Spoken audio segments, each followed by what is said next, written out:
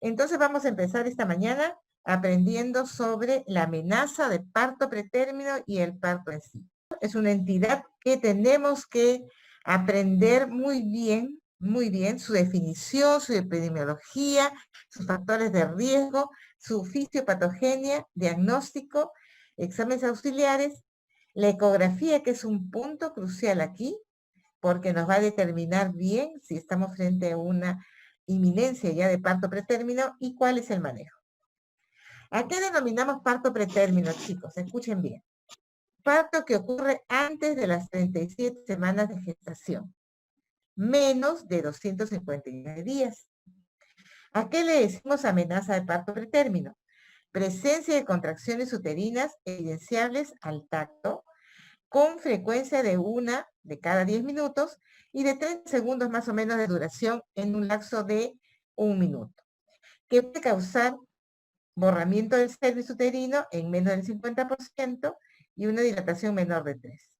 Pero el trabajo en sí es cuando ya estas modificaciones cervicales se dan y hay una dilatación franca de 3 centímetros o más. Entonces, el parto pretérmino, antes de las 37, amenaza de parto pretérmino cuando se evidencian las contracciones, pero no hay una dilatación franca.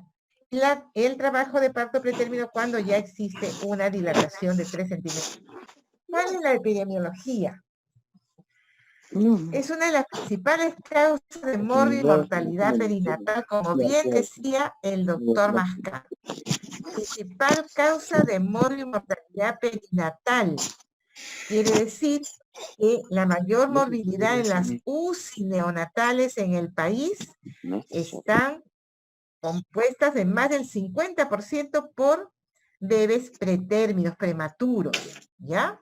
Entonces es una patología que involucra todas las estrategias de salud y también tiene que ver mucho con la economía, con la infraestructura de los servicios de salud.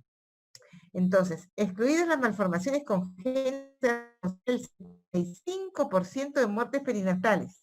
Fíjense qué alto, 75. Y 50% de anormalidades neurológicas. La frecuencia en el mundo, como bien decía el doctor, hasta el 10%, inclusive 12%, del total de partos. Del total de partos pretérminos, el 70% son espontáneos, el 45% son prematuros y el 25% asociados a ruptura prematura de membranas. Se asocia mucho el trabajo de parto pretérmino y la ruptura prematura de membranas, otro concepto que tenemos que tener. Y el 30% son por causas iatrogénicas. ¿Cuáles son los factores de riesgo para que esta entidad se presente? Vamos a ver por parte de la mamá.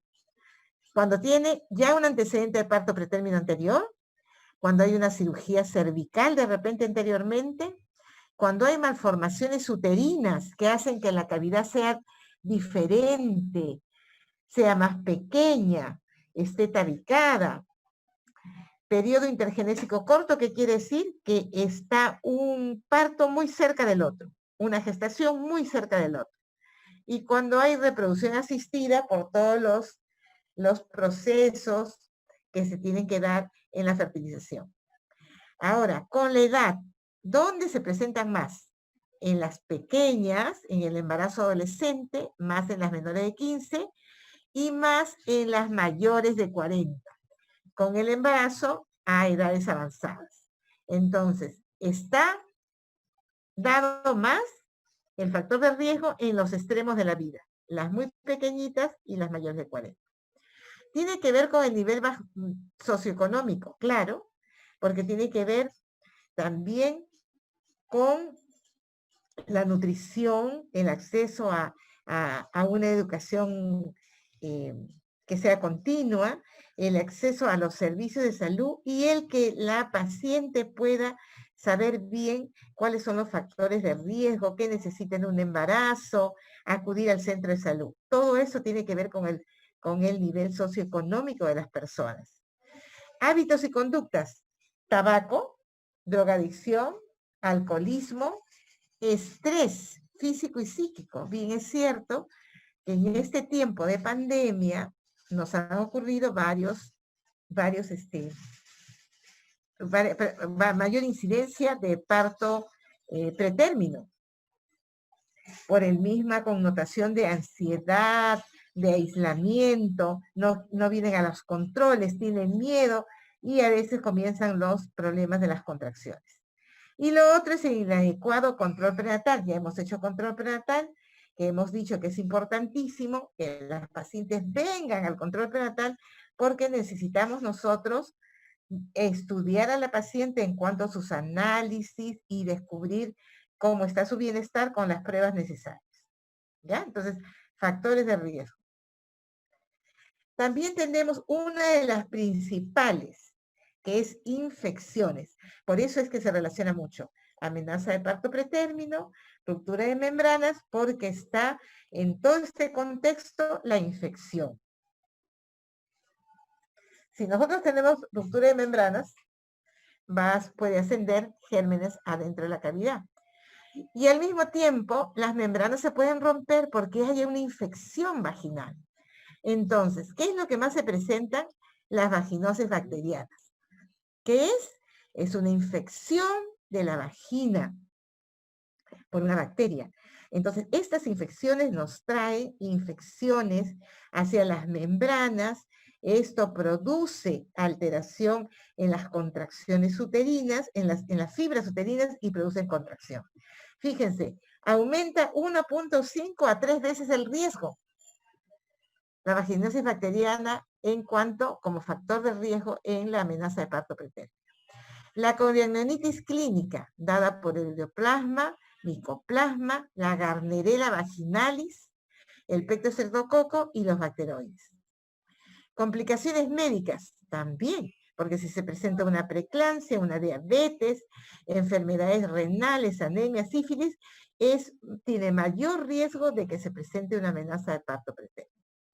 Cuando hay complicaciones obstétricas, del mismo modo. Como hemos dicho, muy relacionado al RPM, embarazo múltiple, la misma preeclampsia, la hemorragia de la segunda mitad del embarazo, el polidrácnios, porque hace que se distienda más la cavidad uterina y eso produce mayor contracción, o de lo contrario, el oligohidrácnios, donde el bebé ya no tiene casi líquido y al moverse produce mucha sensación de irritación en el mismo miometrio. Y el trauma obstétrico también tiene que ser considerado un factor de riesgo o la cirugía abdominal. La fisiopatogenia, entonces, como estamos viendo, es multifactorial. Existen es sabido, existen evidencias de que las residuos de las membranas tienen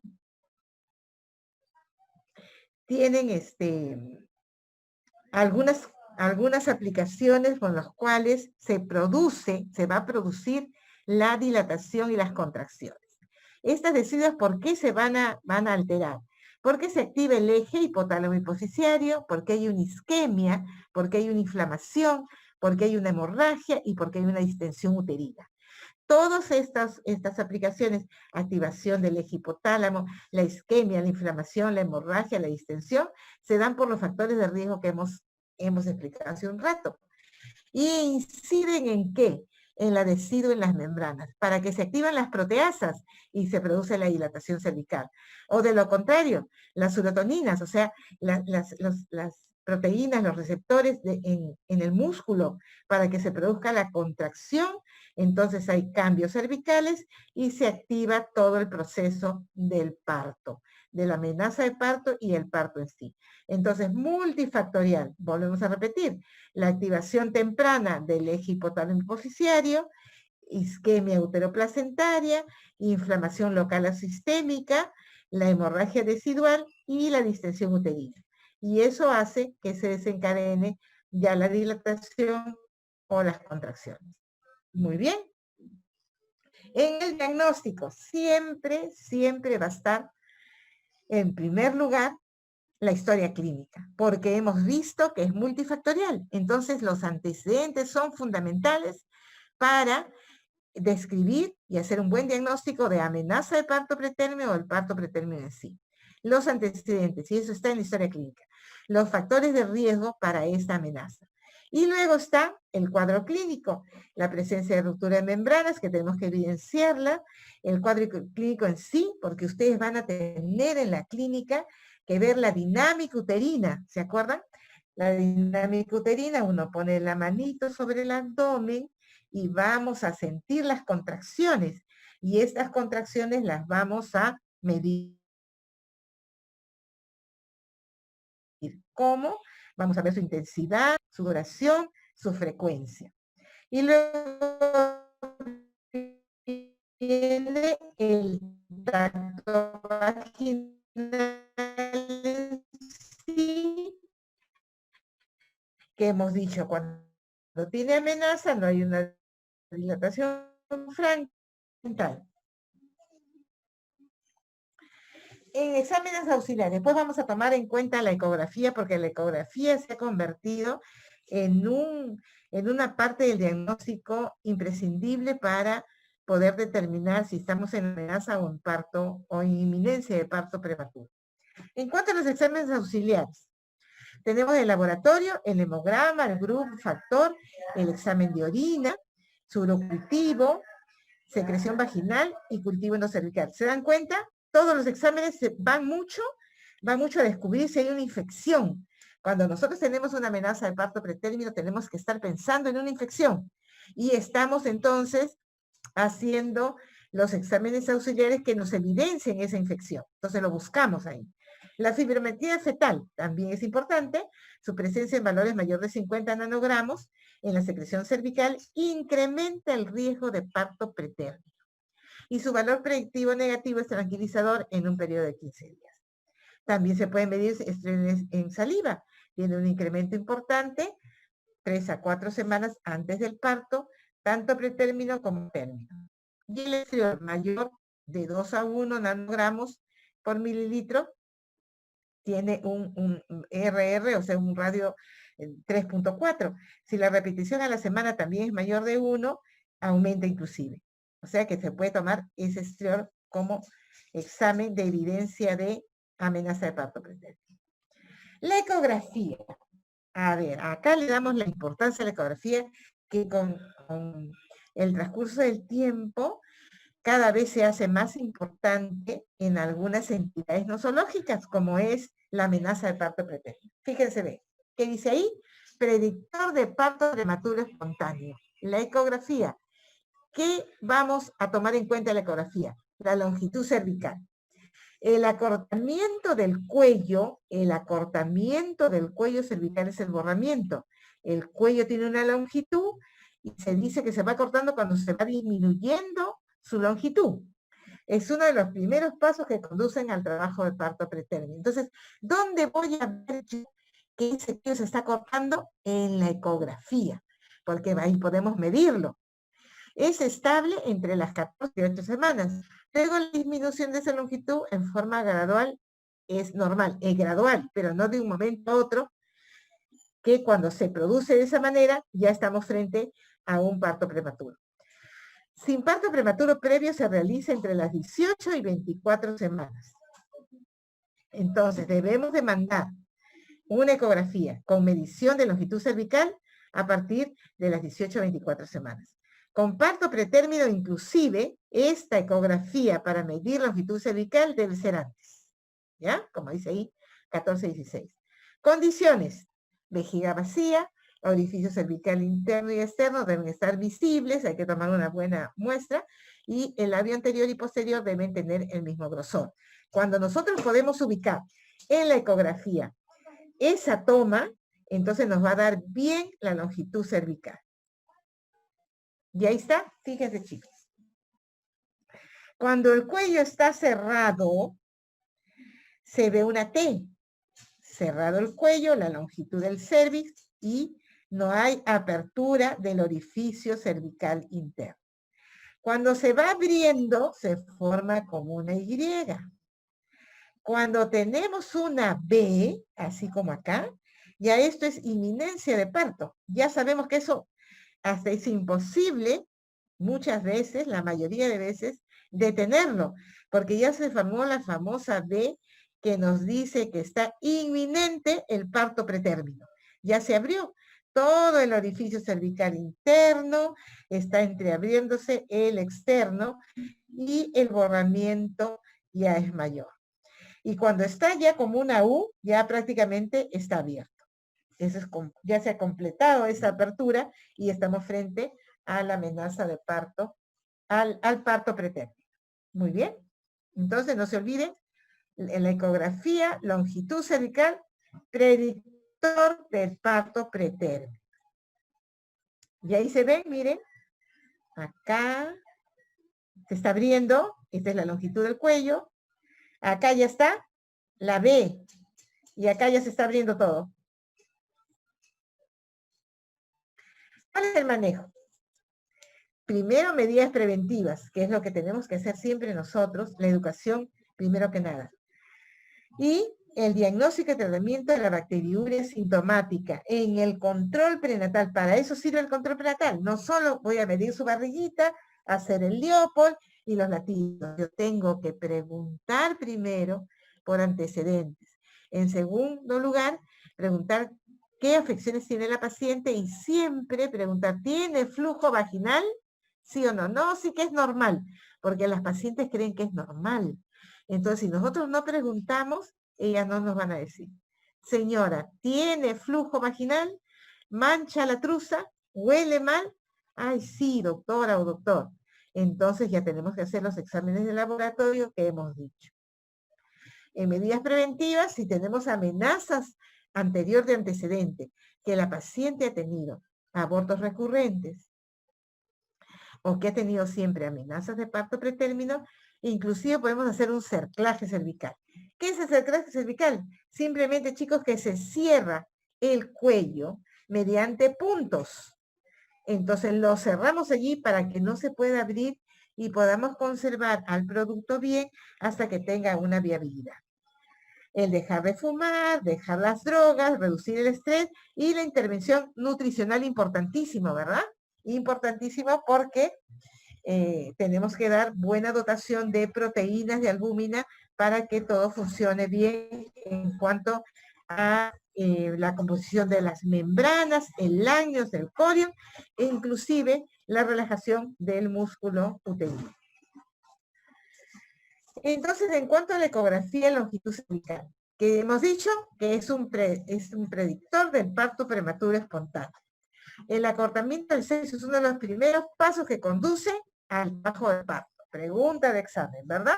La ecografía de longitud cervical, predicción del parto prematuro.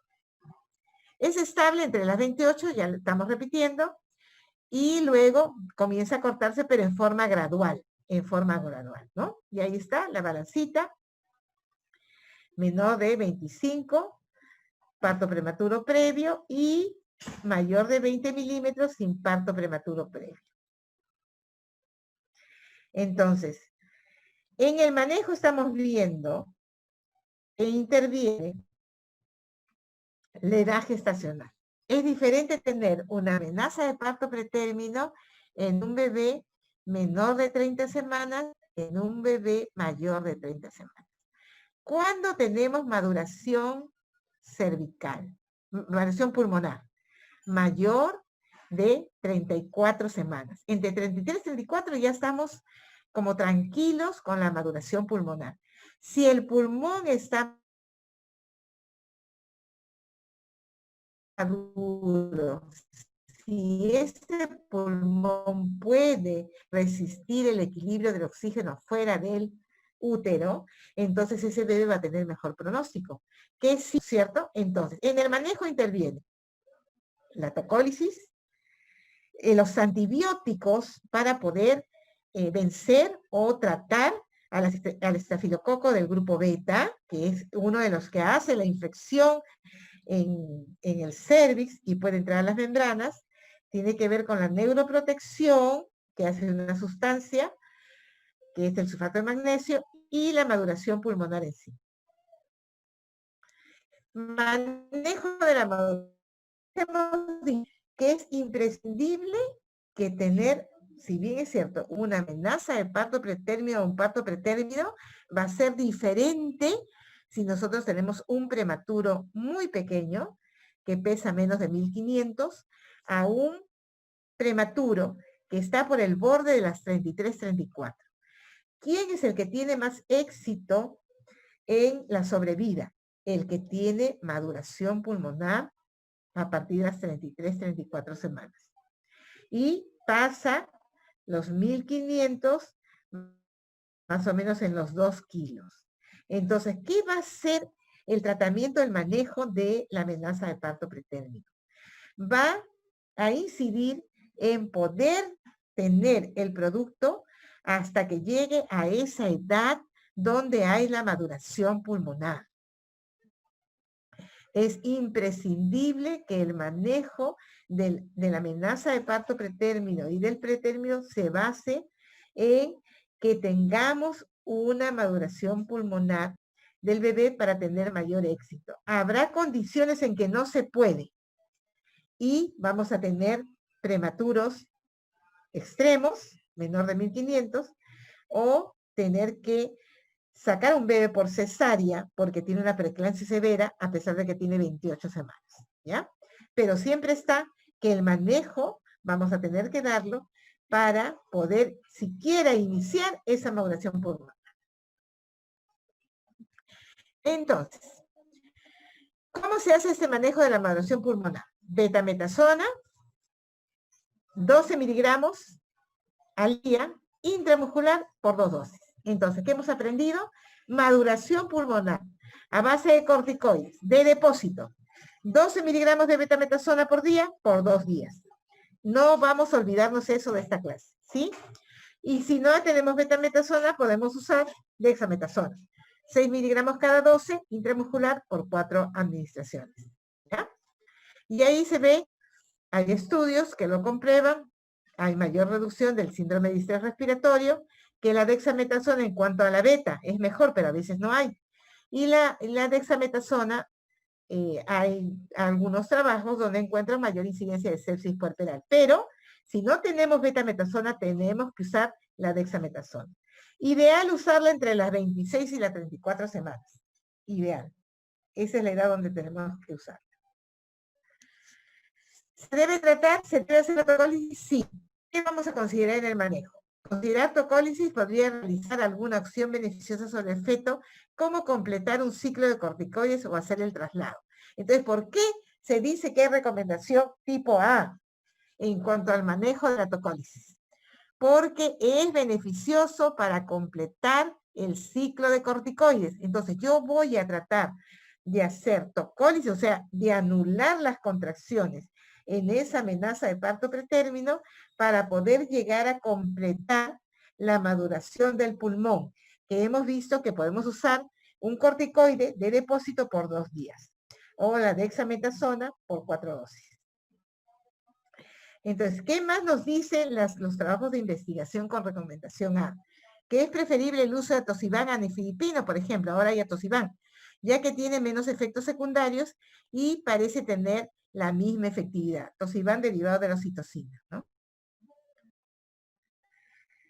¿Qué más en cuanto al manejo? Todos los neonatos prematuros tienen mayor mortalidad, morbilidad que los nacidos a término. Entonces, yo tengo que procurar tener un bebé que llegue más o menos al término, ¿sí? 25% de nacidos en la semana 32 a 36 tienen algún tipo de complicación respiratoria, pero menos que un bebé que tiene menos de 32 semanas.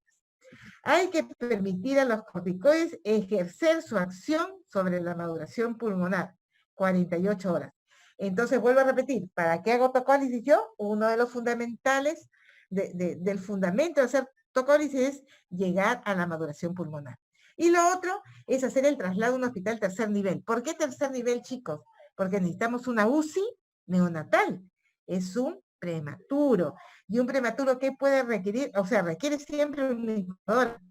Lo otro que puede requerir es un ventilador. Y los ventiladores no están en el nivel 1 o 2.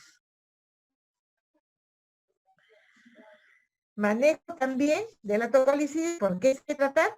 Los AINES. En este manejo también se puede tratar con AINES. Indometacina, probablemente eficaz. Hay estudios de Cochrane. seguro para la madre, un poco inseguro para el feto, hay algunas alteraciones de función renal y hay un cierre precoz del ductus arterioso. Entonces, no se puede usar cuando tiene 32 semanas o más, ¿sí? El riesgo de hemorragia intraventricular también aumenta, no debería utilizarse en forma rutinaria nunca y considerado segunda opción. Los beta-miméticos, ¿qué es lo que tenemos a veces en el hospital? Tenemos la exosuprina, pitrodina no tenemos, pero exosuprina sí. También disminuye parto pretérmino, no tanto la mortalidad perinatal, y ese aumenta el reumatismo por los efectos colaterales que pueden tener los beta-miméticos.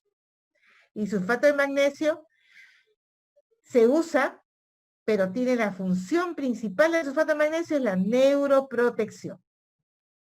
El atosiban, que ahora ya tenemos, actualmente existe en el Perú, es una modificación química de la oxitocina, inhibe la acción de dicha hormona a nivel del útero. ¿La oxitocina para qué sirve?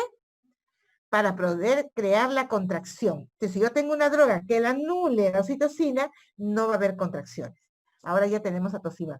Causa inhibición de las contracciones uterinas, menos efectos secundarios que los betamiméticos, y está considerado como segunda opción al nifedipino. El nifedipino está considerado como primera línea actualmente.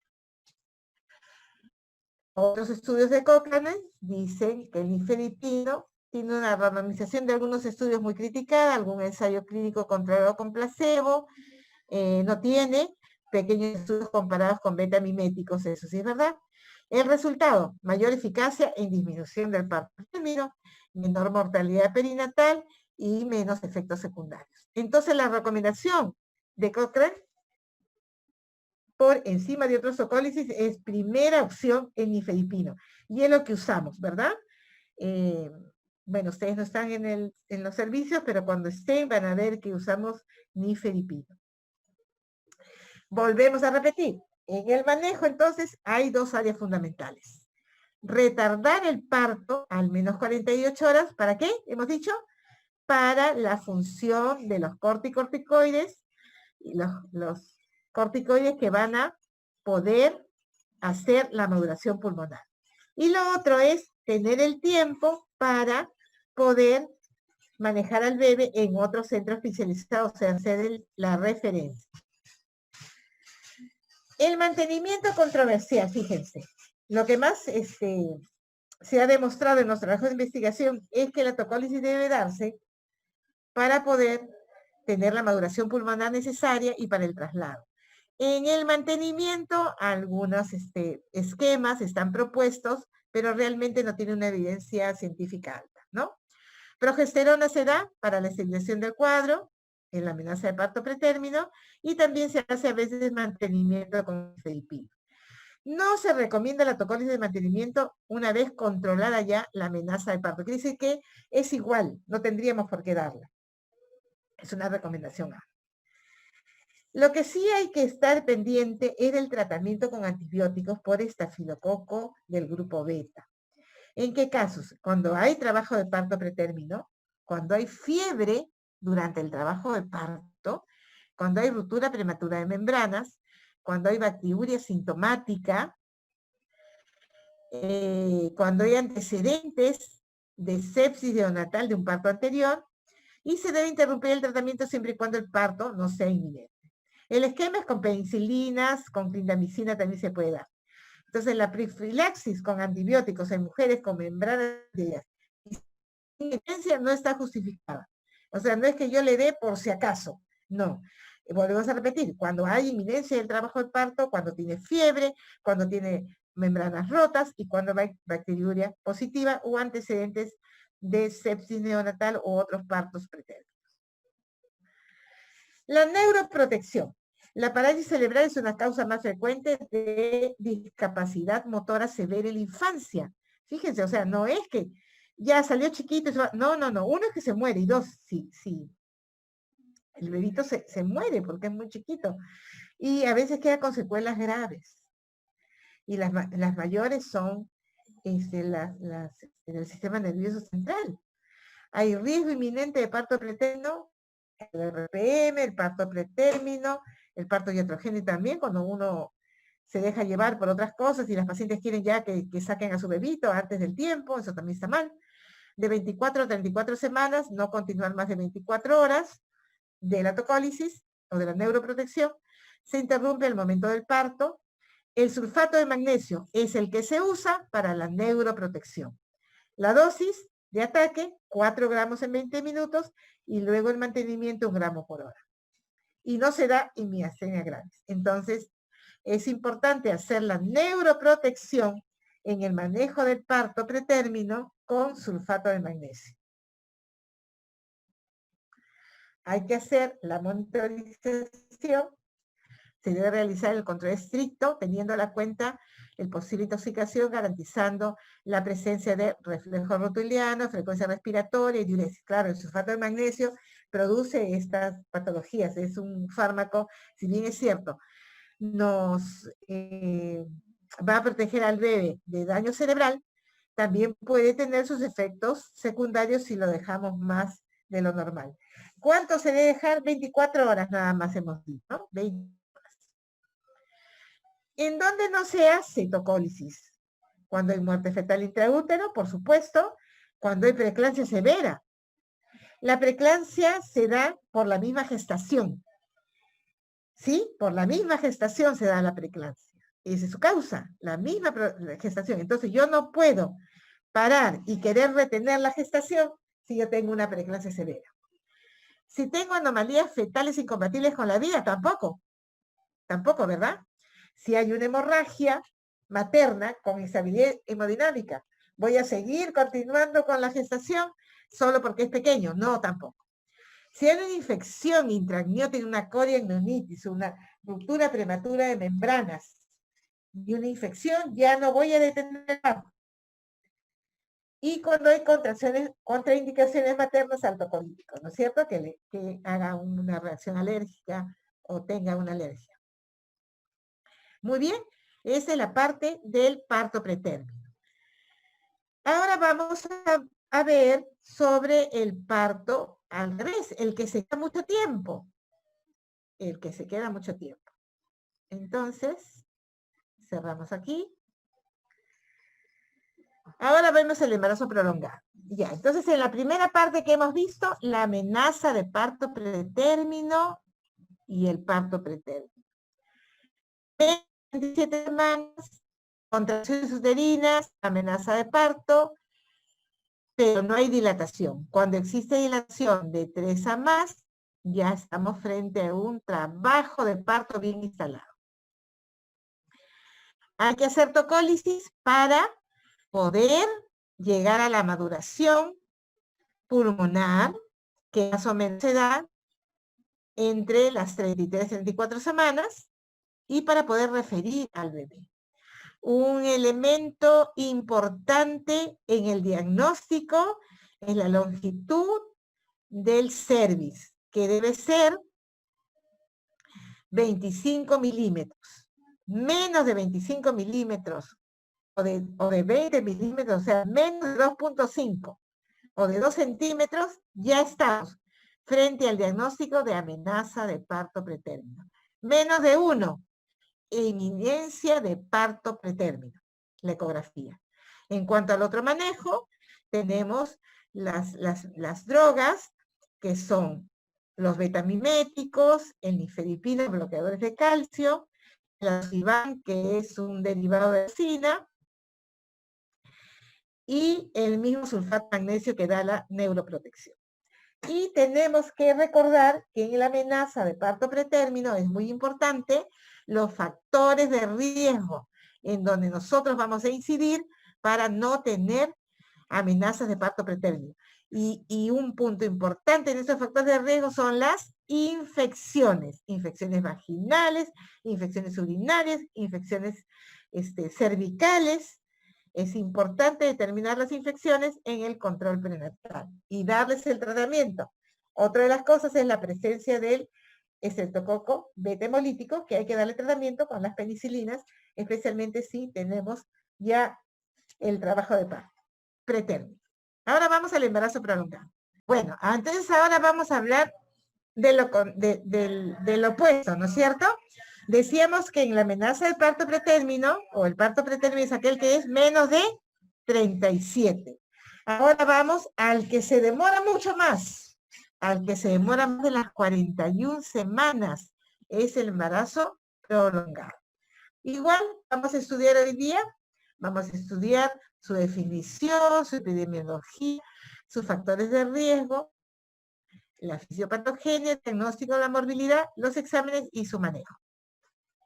¿Qué vamos a decir en la introducción? La importancia del embarazo ya fue puesta de manifiesto, fíjense, desde 1900. ¿Por qué? Por asociarse a un mayor riesgo, tanto materno como perinatal. Desde tanto tiempo ya se sabe, si un bebé sale antes de las 37, hay riesgo de mortalidad. Pero si un bebé se queda más de tiempo, también hay riesgo de mortalidad.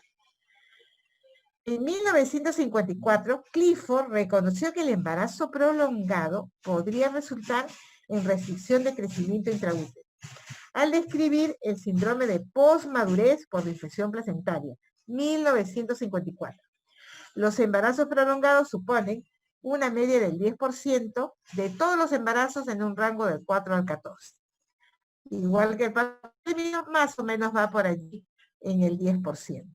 Entonces, la mortalidad perinatal aumenta 2 veces, escuchen bien, a la semana 42 y 4 a 6 veces a la semana 43. Uno podría decir, ay, a las 43 sí llegan, pues, porque no van a los controles prenatales. Algunas personas tienen miedo de ir inclusive ante embarazo prolongado ahorita, porque como no acuden, quedan allí. La definición. Se usará el término de embarazo prolongado para referirse a la gestación de más de 42 semanas de duración. Más de 42. El otro era, el parto pretérmino, menos de 37. La definición del límite superior es algo arbitraria e imprecisa, claro está, porque a veces la paciente no sabe bien su forma. Y a veces la ecografía también varía de 1 a 2 semanas. La definición estándar definitiva es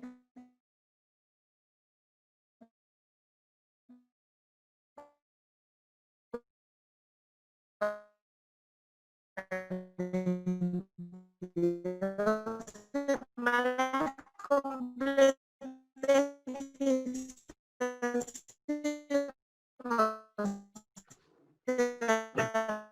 Doctora Pinto, no se le escucha bien.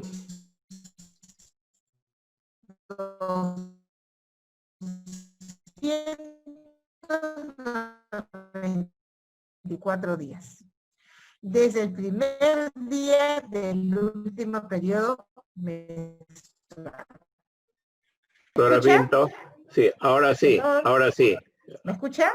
¿Me escucha, Doc? Ahora sí, doctora, sí, adelante. Ahora sí se le escucha. Ya, Y la seguimos, presentación seguimos. también se ve bien. Siga, continúe. Ya, doctor. El embarazo posmaduro entonces hace referencia a la descripción de un neonato con aspectos clínicos reconocibles que indican un embarazo prolongado. Ya es diferente el bebé, ya va creciendo más, tenemos el riesgo de que aumente mucho en peso o de lo contrario, que esa placenta sea insuficiente y eso haga que el bebito, por ejemplo, ya no crezca, sea pequeñito. Entonces tenemos 2 problemas ahí con el bebé. O retardo de crecimiento intraútero, o que adelgace el bebé, o de lo contrario, que siga avanzando en su crecimiento y si pasa a 4 kilos, tendríamos un macrosómico. ¿Ya? Ahora, el comité, las organizaciones mundiales se han preocupado mucho de este aspecto del embarazo prolongado. Porque lo importante, como ustedes ya estarán pensando, es cuándo actuar. Hemos dicho que la evidencia científica nos dice que hay que actuar cuando apenas se tiene ya las 41 semanas. No dejar hasta las 42, porque para las 42 o más ya es embarazo prolongado. Entonces, se ha definido La conexión es inestable, dice, ¿no? ¿Me escuchan? ¿Me están escuchando? Sí, doctora. ¿Aló? Ah, ya. Entonces, por medio de acciones como la COG, la OMS, la OPS, se han puesto de acuerdo para definir. Se dice embarazo temprano, término temprano, 37 semanas, hasta las 38,6 séptimos. Término completo, las 39 hasta las 46 séptimos. Término tardío, 41 a 41,6 séptimos. Y postérmino, como ya hemos definido, 42 o más. Entonces, por definición, una gestación a término corresponde a las 37 a 42, ahí nomás llegando. La verdadera incidencia del embarazo prolongado en realidad no se conoce, la frecuencia ya hemos dicho que es el 10%, y hay algún porcentaje que llega a las 43. Y la posibilidad de que el parto ocurra a los 280 días exactos, luego del primer día de la menstruación, solo es un 5%. O sea, se adelanta o se pasa. Y el 42 o más, el 10%. Factores de riesgo. Embarazo prolongado en gestación previa, igualito que la amenaza, ¿se acuerdan? Igualito. Antecedentes obstétricos, nulliparidad, la sulfatasa placentaria, dice que también es un factor de riesgo porque se ha producido por la deleción de elección del gen cromosómico X que afecta 1.000 a 6.000 fetos varones relacionado con el embarazo prolongado. La obesidad, que está en aumento en nuestro país, encontrar que es mucho más riesgoso el embarazo prolongado en las personas que pasan un IMC mayor de 30. La raza se observó bajo riesgo en mujeres afroamericanas, latinas y asiáticas, y cuando la raza paterna era asiática también. Es bajo riesgo. Anencefalia, malformaciones congénitas, déficit o ausencia del sistema hipotálamo hipofisiario se asocia más con embarazo postérmino. Y la edad materna se da mucho más en los 40 años a más, o sea, el embarazo en edad avanzada. Entonces, factores de riesgo, embarazo prolongado y gestación previa, antecedentes obstétricos, déficit de la sulfatasa placentaria, obesidad, raza, anencefalia, o sea, malformaciones y edad materna. También vamos a hablar de su fisiopatología. En la etiología fetal, demora en la maduración cerebral, defecto intrínseco, biológico propio, déficit o ausencia del sistema hipotálamo hipofisiario, la anencefalia, déficit o ausencia del sistema adrenal, cuando hay hipoplasia congénita de las glándulas suprarrenales, se ha visto que tiene más asociación que estos bebés que tienen estas patologías tienen embarazo prolongado. En la etiología misma placentaria hemos visto que hay un déficit de la sulfatasa placentaria, nivel bajo de estrógeno y maduración. Entonces se da el embarazo prolongado. Etiología de las membranas, desbalance en las disminuidas prostaglandinas y maduración cervical, acá interviene la nutrición, determina también que el embarazo se prolonga. Y la propia etiología miometrial, porque el miometrio es inhibido por la progesterona y el ANP cíclico y es estimulado por el calcio, las prostaglandinas y la oxitocina. La inmunoglobulina A inhibe la fosfatasa A2, que altera la producción de prostaglandinas y la maduración cervical y no se da el parto. Y la propia etiología cervical, las prostaglandinas, que es la maduración cervical. Eso no se da en el embarazo postérmino, se da tardíamente y por eso que dura 41, 42 semanas. La confirmación es importante en esta entidad nosológica. La confirmación de la edad gestacional. Ajustar la edad gestacional según fecha de regla a la determinación ecográfica del primer trimestre es sin duda el gol estándar. Entonces es importantísima la ecografía del primer trimestre para poder ajustar la edad gestacional. Volvemos a repetir. Entonces es importantísimo, fundamental, que la paciente vaya al control prenatal lo más temprano posible, como hemos hecho ya en las prácticas, ¿no? El control prenatal precoz y oportuno. Entonces, ¿por qué? esa ecografía nos va a poder ajustar la edad gestacional. El objetivo es la disminución de la morbimortalidad asociada y reducir el riesgo de intervenciones innecesarias. Si la paciente tiene un FUR conocido, debe tomarse el FUR ajustado a la ecografía más precoz. En pacientes con ciclos regulares, último periodo regular menstrual, sin antecedente de algún anticonceptivo en los últimos meses, ni de lactancia, y se toma el primer día de la última menstruación. Entonces la idea es ajustar la fecha de regla con la primera ecografía. Así debería darse. El diagnóstico. El término de embarazo prolongado presenta un diagnóstico basado en la mejor estimación disponible de la duración de la gestación al momento del parto.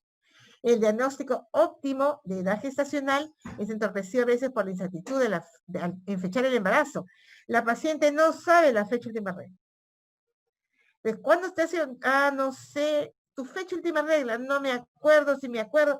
Y a veces hemos tomado decisiones no adecuadas y podemos sacar un bebé hasta pretérmino, pensando que es posmaduro. Los métodos clínicos más inferiores son inferiores para determinar la edad gestacional en comparación que la ecografía. Acá sí la ecografía también nos va a dar mucha luz. Igual como en la definición del diagnóstico de la longitud del cervix, acá la ecografía nos va a dar mucha luz para saber si estamos frente a un embarazo postéreo. La determinación de la edad gestacional por ecografía temprana resulta en disminución del número de embarazos prolongados. Mortalidad y mortalidad. Se ha determinado un incremento significativo en la mortalidad fetal a partir de las 41 semanas. ¿Ven? Por eso es que Cochrane hace muchas referencias de investigaciones donde se dice que ya el manejo debe darse a las 41 semanas y no dejar que se prolongue a 42 o más. La restricción del crecimiento intrauterino se asocia independientemente con una tasa de mortalidad alta en las gestaciones prolongadas. Predictores. 3 variables han sido identificadas como predictores independientes de mortalidad perinatal.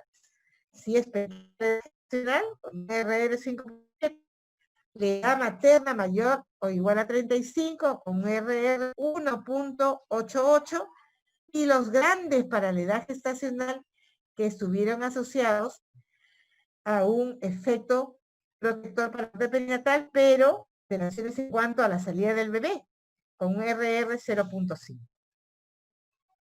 Entonces va a haber mortalidad materna, asociadas en la mayoría de casos al trauma producido por la macrosomía, en lo que estábamos diciendo. Si bien es cierto, al bebé tiene menos posibilidad de muerte uterina, de muerte por problemas respiratorios, si tiene traumas que se producen por la macrosomía y que sigue creciendo. Distocias. ¿Qué puede pasar? Hay distocias de hombro, el bebé es muy grande para salir. ¿Se acuerdan que hemos hecho lo del trabajo de parto? A la hora de hacer la extensión, rotación externa y sacar el hombro anterior y el hombro posterior, ese hombro anterior nada, pues no sale, porque es muy grande. Y ahí puede hasta morir el bebé, en esas circunstancias. Lesiones perianales, claro, de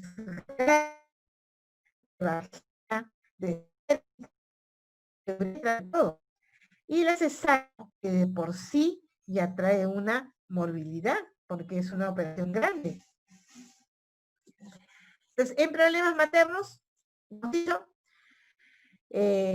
también, además de todo lo que hemos visto que puede pasar a la mamá por el feto macrosómico, por los desgarros, porque no entra en trabajo de parto, y porque tenemos que hacer una inducción de trabajo de parto, también está el problema de la ansiedad.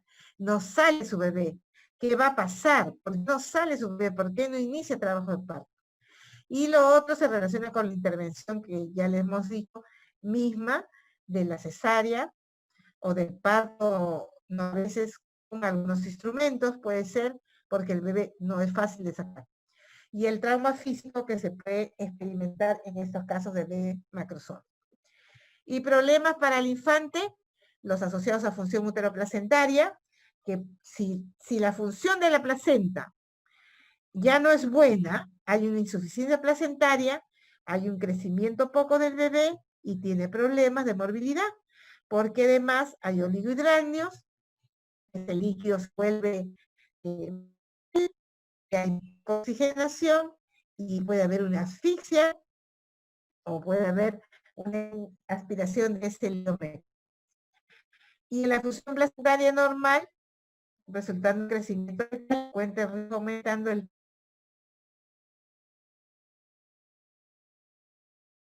parto por la distocia de óvulos. El oligohidrácneos, entonces, ¿se acuerdan que hemos estudiado el oligohidrácneos? Ya.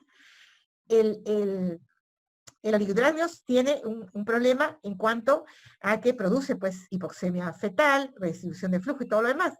Entonces, ese líquido amniótico menor o igual a 5 para la edad gestacional tiene una incidencia de 8.5 de que tenga problemas con el oligohidrácneos. Los valores bajos del líquido amniótico pueden relacionarse con pobre función placentaria, hipoxemia fetal, redistribución de flujo sanguíneo, con disminución de la perfusión renal y disminución de la producción de orina, y eso hace que tenga poco líquido. Entonces, cuando tenemos un oligohidrácneos, tenemos que estar pensando, ¿hay hipoxia fetal? ¿Puede haber redistribución de flujo? Ese bebé adentro no está bien, hay que sacarlo, ¿no? Y cuando tenemos un percentil de líquido amniótico menor o igual a 5 igual, ¿ya? Entonces es un círculo vicioso, chicos. Oligohidrácneos, se comprimen las estructuras, hipoxemia, alteración de la frecuencia cardíaca fetal. Al inicio, taquicardia, al final, bradicardia, y puede hasta morir el bebé. La hipoxemia fetal podría causar también relajación del esfínter, lo que hemos dicho, el meconio, por eso se vuelve verde el líquido y hay un síndrome de aspiración meconial y el bebé va a tener una neumonía inclusive por eso. Entonces, en el oligohidrácneos puede haber compresión del cordón. ¿Eso cómo se traduce en el monitoreo fetal? El monitoreo fetal es una prueba de bienestar en donde vamos a controlar los latidos cardíacos fetales junto con las contracciones y los movimientos. Y aquí se puede ver que hay desaceleraciones variables de la frecuencia cardíaca fetal y mediciones del índice de líquido amniótico con ecografía pueden ayudar a ese diagnóstico, ¿ya? La macrosomía, ya sabemos que es un bebé de 4 kilos. La posibilidad de que este problema aparezca aumenta si la madre es obesa y tiene diabetes, ya hemos dicho, si tiene más de IMC mayor de 30. Las consecuencias, obstrucción del trabajo de parto, el trauma, se quedan los hombros, hay lesión de plexo braquial para toda la vida. Una cosa es que se rompa la clavícula y otra es que haya una lesión del plexo braquial, eso es peor todavía.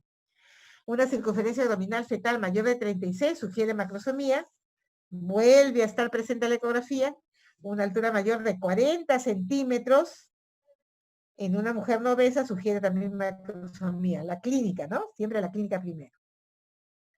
También puede haber sufrimiento, que hemos dicho ya, se altera la frecuencia cardíaca fetal porque hay una hipoxia fetal, ¿no?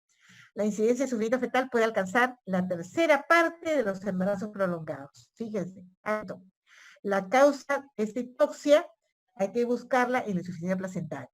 Se manifiesta clínicamente mediante el oligohidrácneos, el meconio y la alteración de la frecuencia fetal, ¿ya?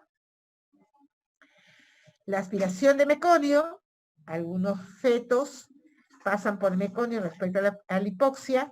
En embarazos prolongados la incidencia del paso de meconio es mayor de 25%, bastante. Una complicación asociada es el oligo. El meconio es espeso y va a obstruir el tracto respiratorio y el bebé no puede respirar, se asfixia.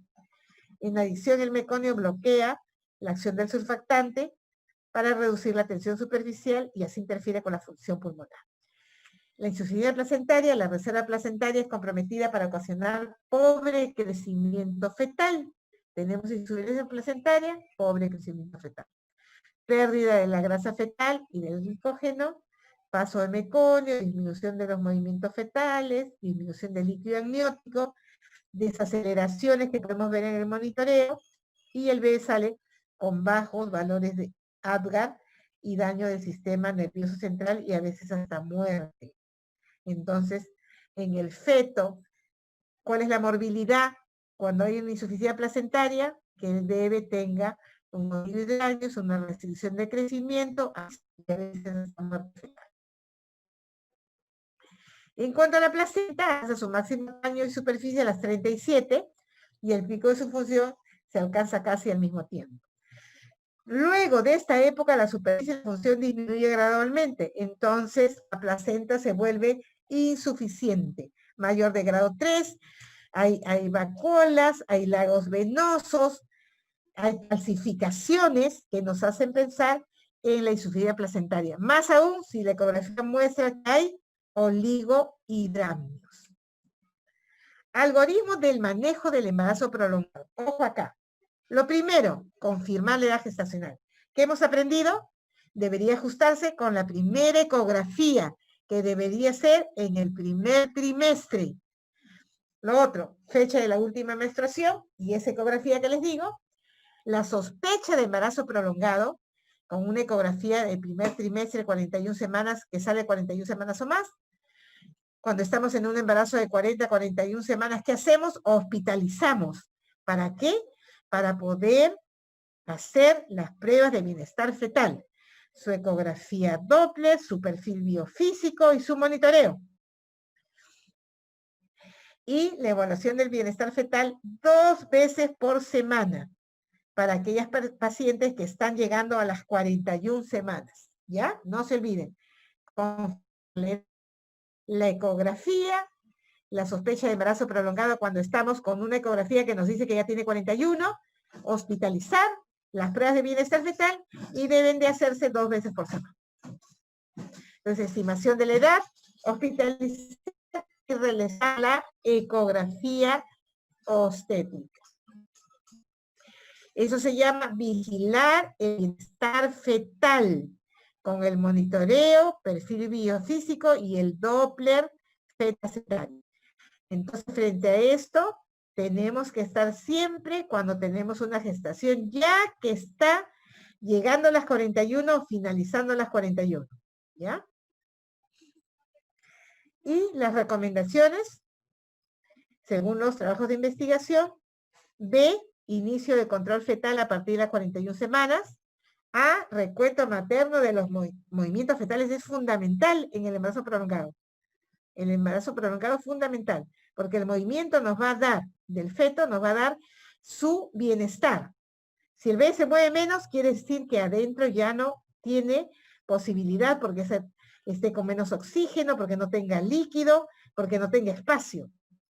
Recomendación A también, evaluación de la cantidad de líquido por ecografía, el perfil biofísico y la conducta expectante, pero hemos dicho, a partir de las 41, ya hospitalizar y las pruebas de bienestar 2 veces por semana.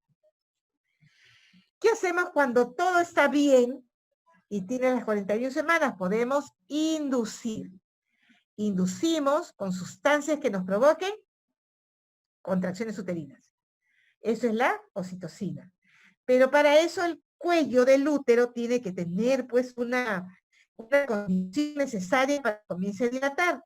Y eso lo hacemos con una medicación que se llama misoprostol, que produce prostaglandina y produce la maduración de ese cuello para luego hacer las contracciones uterinas.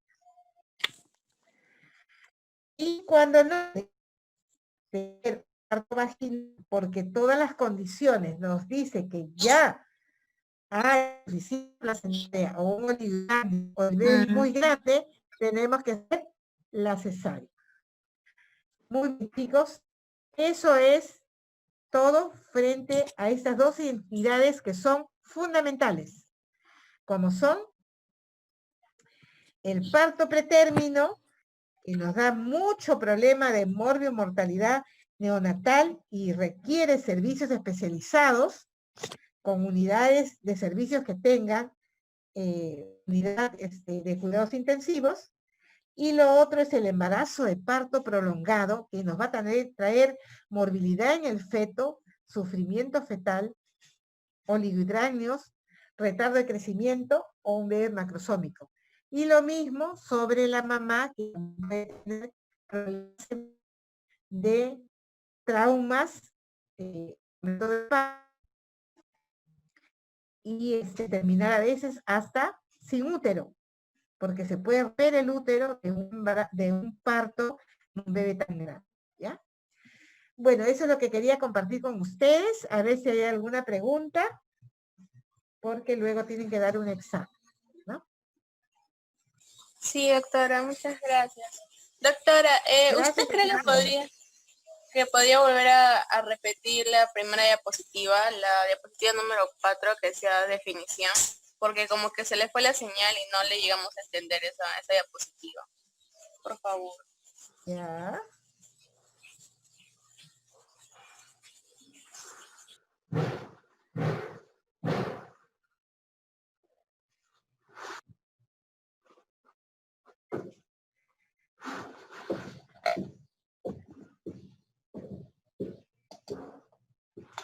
Ahí está.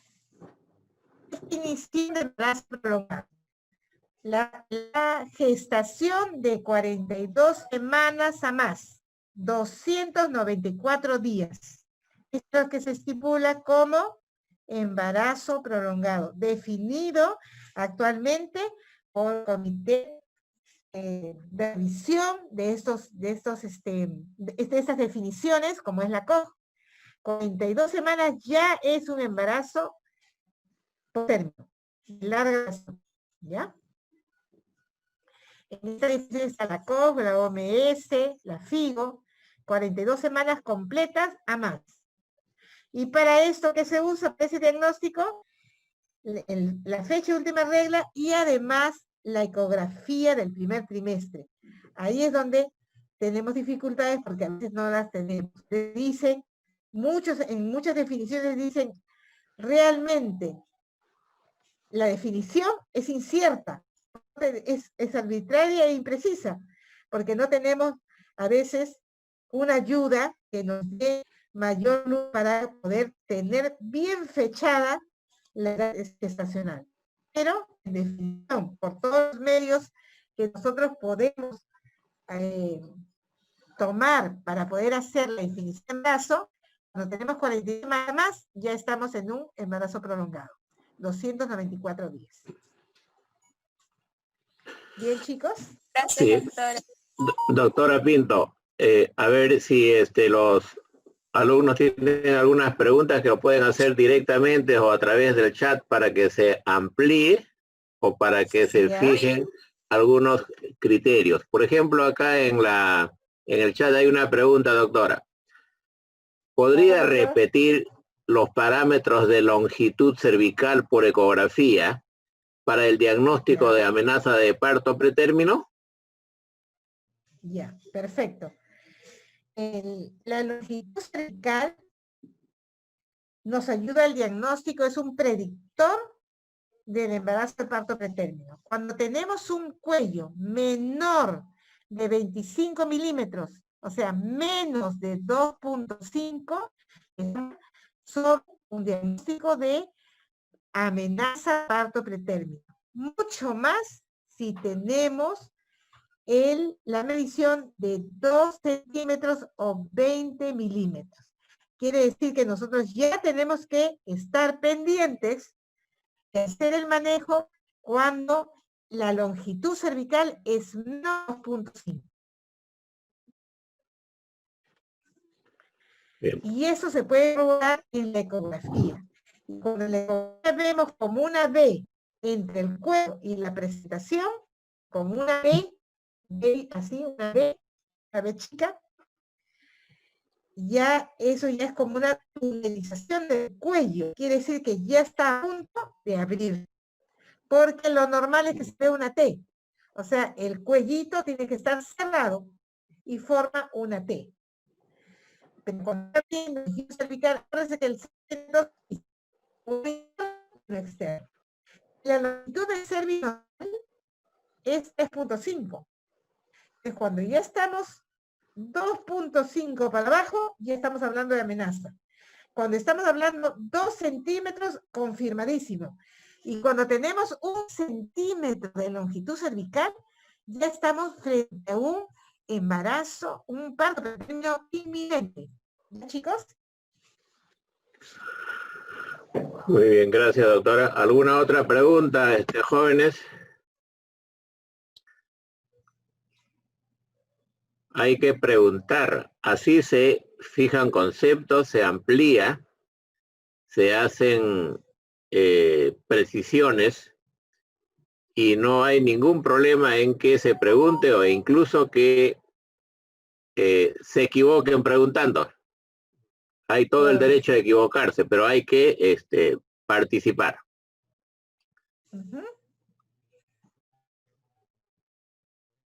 No hay ninguna otra, todo está claro.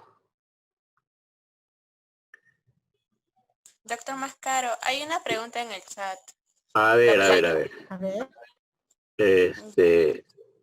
Hay dos preguntas en el chat. Sí. La primera dice, doctora, entonces si se ve una longitud cervical menor de 2.5, ¿ya deberíamos ir dando betametasona?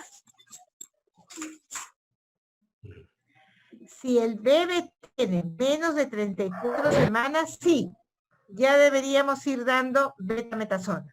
Muy bien.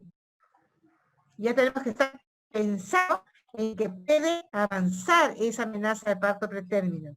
Al mismo tiempo que doy la tocólisis, que es que el manejo de inhibir las contracciones, voy pensando en la maduración pulmonar.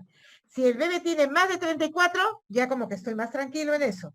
Pero si tiene menos de 34, hay que dar la betametasona. Gracias, doctora. La otra pregunta es, buenos días, ¿puede repetir el manejo de la inducción del parto a las 41 semanas? Ya. Para la inducción del parto, la paciente tiene que estar hospitalizada, ¿sí? Primer lugar. En segundo lugar, tener pruebas de bienestar fetal, porque yo no voy a inducir un embarazo de 41 semanas que de repente el bebé pesa más de 4 kilos, que de repente el bebé está en oblicua, inversa, o que el bebé tenga un doble circular al cuello, o porque el Doppler me diga que está ya con una insuficiencia placentaria que me esté dando algún grado de sufrimiento fetal. Entonces, yo hospitalizo a la paciente, la hidrato y le hago sus pruebas de bienestar fetal. Con las pruebas de bienestar fetal, su ecografía Doppler, su bienestar, perfil biofísico para ver su bienestar fetal y su monitoreo. Escuchen, chicos.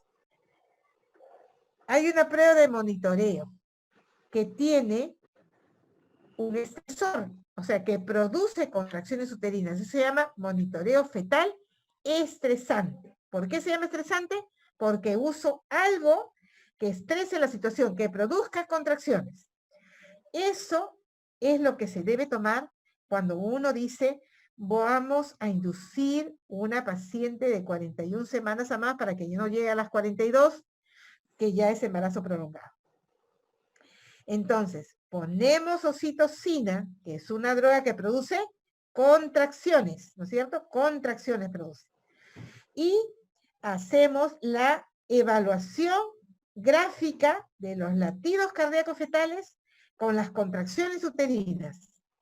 ¿Qué es lo que pasa con una contracción uterina con esa frecuencia cardíaca fetal? ¿El bebé soporta esa contracción o no la soporta?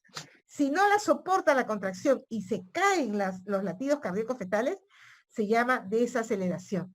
Entonces el monitoreo me va a decir que no es apta para un trabajo de parto. Si ese monitoreo fetal nos dice que sí es apto, el Doppler nos dice que también está bien, y el perfil biofísico nos da evidencia de bienestar, entonces yo puedo hacer la inducción del trabajo de parto. O sea, voy a crear un parto con sustancias especiales que me puedan causar contracción uterina. Para poder hacer eso, tengo que tener el cuello del útero condiciones favorables para que se pueda producir la dilatación. Entonces, ¿qué uso para la contracción uterina? La oxitocina. ¿Qué uso para la para mejorar la condición del cuello, para que dilate, el misoprostol. ¿Ya, chicos? Eso es. Sí, creo que acá hay una pregunta, doctora, sí. Sí, acá, disculpen. A ver, la otra dice... lee, por favor. Ya, doctora. La otra dice, doctora, ¿podría repetir las medidas de diagnóstico de amenaza, por favor? ¿Ah? Dice, no sé, supongo que se podría repetir las medidas de diagnóstico de amenaza de parto pretérmino, me supongo, doctora. Ya. Para el diagnóstico de amenaza de parto pretérmino, en primer lugar, tengo que tener una fecha de última regla que nos diga que tiene menos de 37 semanas. Tengo que tener una ecografía, especialmente el primer trimestre, que es la más fidedigna para poder corroborar esa fecha de última regla. Y estamos frente a un bebé, a una gestación menor de 30 semanas. Eso en primer lugar. Segundo lugar, que tenga yo presencia de contracciones. ¿Cómo voy a evidenciar las contracciones? Con la clínica primero, ¿sí? Los síntomas de la paciente, porque las contracciones tienen dolor, y la paciente se va a quejar del dolor, ¿no? Y nosotros lo podemos evidenciar. Aparte de la clínica, vamos a mandar a hacer un monitoreo. Y el monitoreo nos va a graficar si tiene contracciones o no. Otro punto es hacer un tacto vaginal. El tacto vaginal nos va a decir, tiene contracciones pero no tiene dilatación. Amenaza de parto pretérmino. Tiene contracciones y tiene dilatación. Ya es un parto pretérmino. Si pasa los 2-3 centímetros, ya es un parto pretérmino ya establecido. ¿Ya?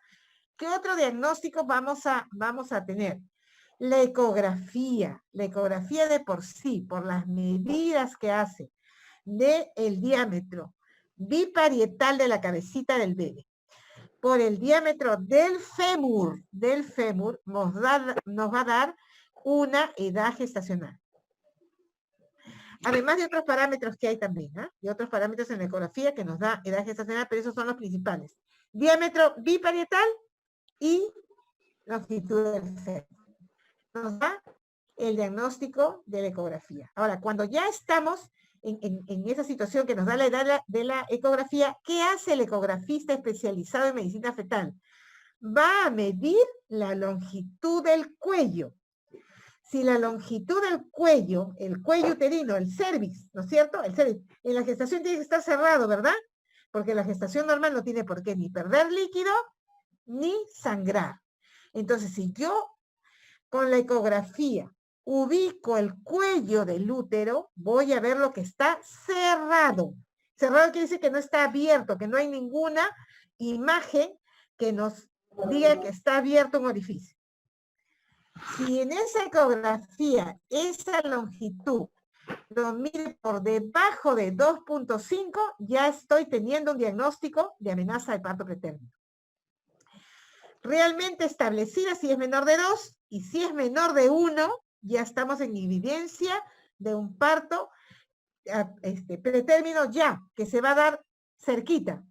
Por eso se dice, es inminente el parto cuando tiene menos de 1 centímetro de longitud. O sea que ya tenemos que prepararnos con todo. O sea que de repente ya nos llega hasta el otro hospital. O si tenemos una ambulancia y sabemos que el tiempo es corto, puede ser que llegue, pero tiene que irse en incubadora con todos los requerimientos necesarios para llegar. ¿Ya? Esas son las mediciones que se hacen. Doctora Pinto, Alfredo Trujillo hace una pregunta que creo que en gran parte usted la ha contestado en su última intervención.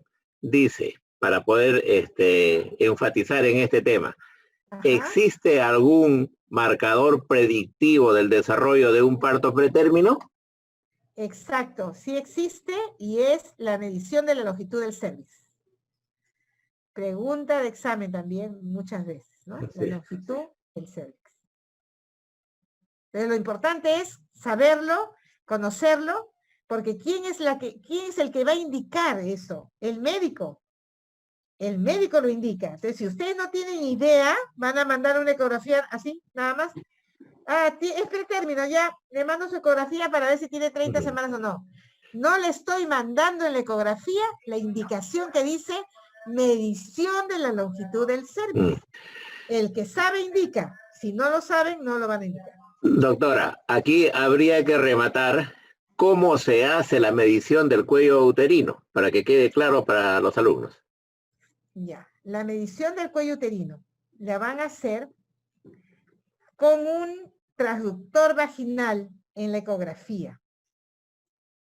Además de hacer la ecografía, ustedes saben que la ecografía se hace con un transductor. Un transductor es un aparatito que va a captar las imágenes desde fuera de la barriguita de la mamá, va a captar al bebé y sale por la pantalla por un sistema de ecodoppler, ¿no? De ecos, que es una repetición de imágenes. Ya. Se hace esa ecografía por encima de la barriguita y además hay unos traductores especiales que son larguitos, delgados, que pueden introducirse a la vagina y se puede estar en contacto directo con el cuello y ahí se hace la medición exacta. Entonces se tiene que ubicar la imagen del cérvix, que tiene que estar equidistantemente en longitud y en un plano en que se vea la parte anterior y la parte posterior, para poder yo ubicar la imagen necesaria, porque si no, no lo voy a poder ubicar y no voy a poder medir la longitud del cérvix. Y tiene que estar la vagina pues libre de cualquier algo que obstruya eso, ¿no es cierto? Entonces, eso se llama transductor vaginal. Un transductor de dimensiones adecuadas para que pueda introducirse a la vagina y poder hacer la medición del cuello. Sí. En esa misma línea, doctora, porque hablar de prevención, o sea, antes que estemos en la amenaza o antes que estemos en labor de parto, porque ya eso es tardío, es importantísimo que los jóvenes estudiantes sepan que hay medidas, que hay alternativas y que hoy día la cervicometría, o sea, la medición del cuello uterino, nos va a decir, esta paciente tiene la posibilidad de hacernos amenaza de parto prematuro o parto prematuro y por tal hay que vigilarla para evitar llegar a una situación extrema. Entonces es una medida de predicción que hoy día se hace gracias al aporte de la ecografía y se está haciendo en los diferentes servicios ya como una medida de predicción. En segundo lugar, ya cuando hay la amenaza en sí, tenemos el arsenal terapéutico que la doctora ha mencionado, es decir, los úteros inhibidores, que se usan y con muy buen resultado, y cuando llegan al hospital se hace la tocólisis correspondiente. Y últimamente ha aparecido un producto que se llama el Atosiban, que dicen que es excelente, sin embargo, el costo hace que todavía no podamos usarlos así a mano amplia.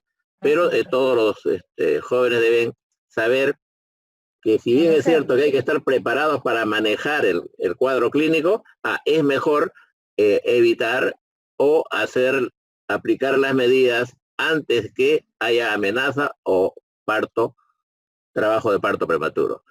Hay una última pregunta, doctora, que de repente complementa lo que estamos hablando, que dice, doctora, nos pregunta Rocío Huamanchao, ¿cuánto tiempo aproximadamente puede pasar desde que encontramos una longitud de 2.5 centímetros hasta que se inicia el parto si no se hace nada para retardarlo? Ya. Cuando estamos en 2.5 podemos tener un espacio de 3 a 4 horas a veces. Y cuando estamos en 1 centímetro menos, ya es menos de 1 hora y puede darse el parto prematuro. Por eso es que en ese lapso de 2 a 3 horas tenemos que, como dice el doctor, poner todo el manejo necesario para la maduración pulmonar y todos los tocolíticos. Perfecto. Creo que se ha presentado y hay algunas preguntas que nos han permitido que la doctora aclare y que amplíe el tema. Este tema, como señaláramos, es muy importante, sobre todo amenaza y parto pretérmino, que es lo que más se ve en los hospitales y lo van a tener en todos los servicios de obstetricia. Creo que con la referencia y con los aspectos más relevantes que se han señalado, vamos a cerrar esta sesión agradeciendo a la doctora Anelia Pinto por su excelente presentación y recomendando a los jóvenes estudiantes seguir leyendo este tema, seguir revisando este tema, porque como señalar en algún momento, hay desafíos en la obstetricia y la prematuridad es un desafío que todavía no hemos resuelto. Muy agradecido a todos ustedes, gracias a la doctora Anelia Pinto, gracias señores estudiantes por su presencia, muy buenos días con todos ustedes. Gracias, doctor. Muchas gracias, Hasta doctor. luego. Buenos días. Saludos, doctor Mascaro. Buen día, chicos. Buen día. Bueno. Chao, doctor. Buenas, Nelia. Chao, doctor. Buenos días.